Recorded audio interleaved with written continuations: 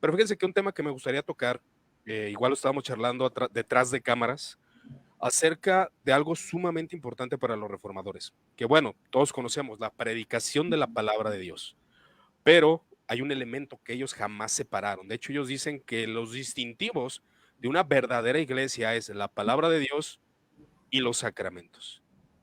De tal manera, que me atrevo a mencionarlo porque estaba muy interesante lo que Rodney me comentaba hace unos momentos, igual, si gustas ahorita JR, das tu punto sobre esto, pero por ejemplo, quiero hablar de una parte del sínodo de Dort, que él utiliza los medios de gracia, así le mencionan ellos. Los medios de gracia, los cuales aún Dios instituyó para el beneficio de los creyentes, a tal grado que llega a mencionar y hace entender que la regeneración en un momento, sin desertar o sin quitar la predicación del Evangelio, puede causar en el creyente o en el ser humano, por medio de los sacramentos y los medios de gracia, la regeneración. Es decir, que aún por la cena del Señor, sin descartar el Evangelio, dicen ellos, con ese medio de gracia puede hacer que el electo sea regenerado. El uso de los medios que Dios da, dice precisamente acerca de la regeneración en el artículo 17, el uso de los medios de gracia. Y estos medios de gracia que Dios ordenó puede causar la regeneración, ya sea el bautismo o aún, ahora, no en sí el elemento, sino la gracia que se imparte por medio de los elementos, que es lo que estamos argumentando respecto a esto. Los reformadores, Jesús, ¿en qué nivel tenían los sacramentos? Porque para ellos eran sumamente importantes, vuelvo a insistir, no era algo de segundo orden los sacramentos para ellos. De hecho, hay condenas para aquellos que rebautizaban en las confesiones reformadas, ¿no? Bueno, en cierta manera, y como bien lo dice también hay Rodney, o sea, los anglicanos también caen dentro de la cuestión reformada. O sea, de hecho, muchos eran de una línea calvinista, pero volviendo al punto, por ejemplo, yo hablo desde la visión anglicana, los sacramentos eran de suma importancia. De hecho, eh, se consideraban en algunos puntos que solamente como buenos reformadores había solamente dos sacramentos, ¿verdad? Que es el bautismo y la cena del Señor, ¿verdad? Ahora, la situación de ellos es que sí tenían un significado, o si lo podemos llamar a utilizar una palabra, una significación mística, porque al final de cuentas el bautismo te ingresaba directamente dentro del cuerpo de la iglesia, no te hacía salvo, es que eso es un problema a veces que viene con algunos ya después bautistas o alguna situación, sino que era parte o para ellos sustituía a la situación de la circuncisión, o sea, te hacía parte de la iglesia, era una significación así mismo como la circuncisión, que te hacía parte del pueblo de Dios, así mismo el sacramento del bautismo te integraba dentro de la iglesia. Ahora, sí tenía para ellos un significado. De hecho, por ejemplo, para el anglicanismo y que Wesley absorbe, sí tiene un poder de transformación para el creyente. No, para que tengas una idea, en el metodismo es la manera en que Dios integra la gracia previniente en los creyentes de la iglesia. O sea, ya hay un poder en el bautismo, Claro. cosa que en la situación racionalista se elimina cualquier poder que pueda tener los sacramentos sobre el creyente. Fíjate que algo que a mí me llamó mucho la atención, porque sí veo en las confesiones reformadas que dicen y hacen un fuerte énfasis en esas palabras. El sacramento no es algo sin sentido y vacío.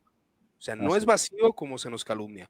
Tiene el sacramento suma importancia y son medios, es lo que me hablaba con Rodney, que el sacramento, la diferencia con los papistas era de que el sacramento no tenía poder en sí mismo, sino que es un medio de gracia el cual Dios utiliza para hacer parte del pacto al bebé bautizado, y también aquel creyente que lo comía tenía poder de santificación, Así. ¿verdad? Por la fe, aunque las confesiones reformadas sí hacen un énfasis de que para participar de esto es necesario la fe, pero aún así, el cristiano que tiene fe en el sacramento y por la fe participa del cuerpo y la sangre del Señor, es un medio de gracia, el cual lo va santificando más. Pero aún, como no son sin sentido y, y vacíos, aún el que no lo probara con fe, en su momento, como la palabra mística también ellos la utilizan como la unión mística, actuará porque es un medio de gracia.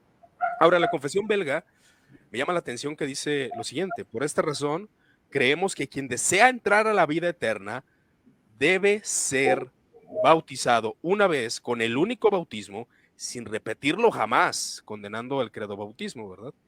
Porque, obviamente hablando de los anabaptistas, porque tampoco podemos nacer dos veces. Así que el que debe, el cristiano, que de hecho en el capítulo 14 de las buenas obras dice, las buenas obras es oír la palabra, creerla y participar de los santos sacramentos.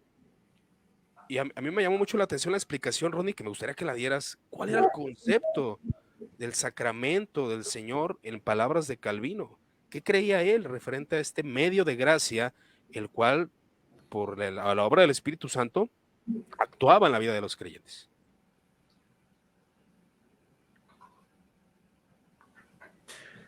Sí, antes de conversar estuvimos hablando un poquito de eso, bueno, más enfocado hacia la cena, pero bueno, ahorita podemos hablar de la cena también, que realmente es muy interesante, pero Sí.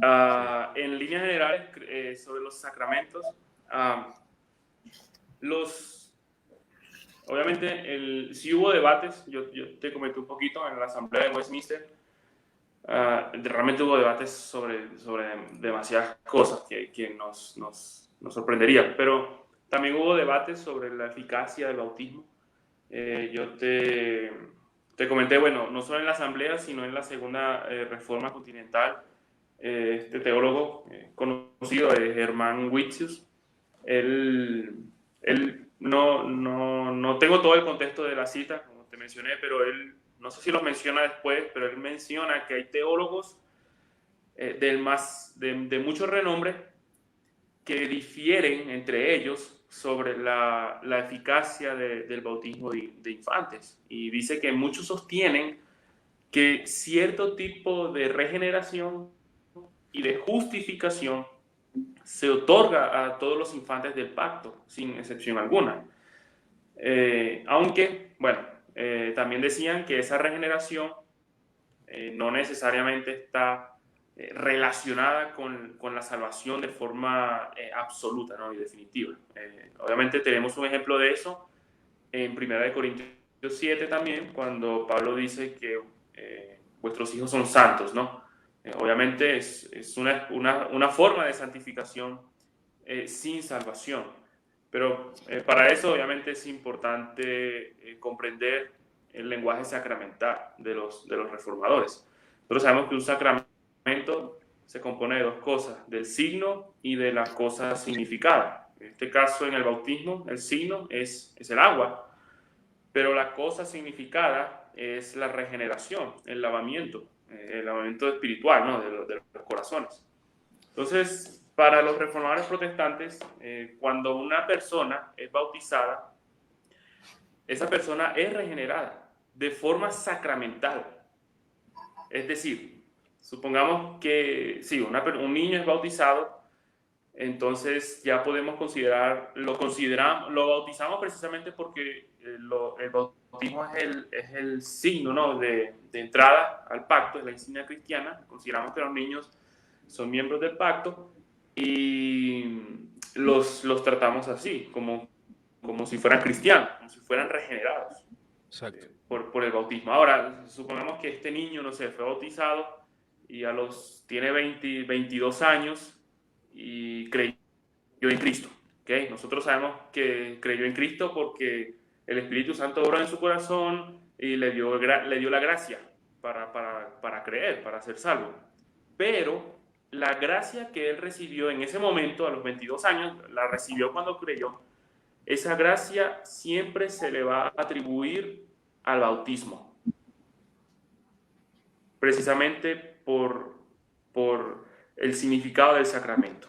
Por eso las confesiones reformadas y los mismos reformadores podían decir sin tapujos que el bautismo salva, que el bautismo es necesario para la salvación. Y es que es así, el bautismo nos salva, el bautismo nos regenera, pero no por sí mismo, no por el poder de los elementos, sino por lo que los elementos significan y señalan.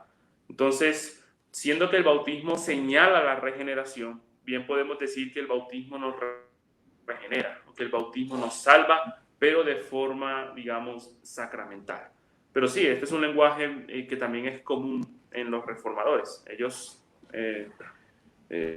podrían ser acusados de regeneración bautismal al modo de Roma, pero la regeneración bautismal es un concepto correcto, porque realmente los elementos señalan las cosas significadas, las cosas que recibimos por la fe. Y obviamente son medios de gracia que también nos fortalecen.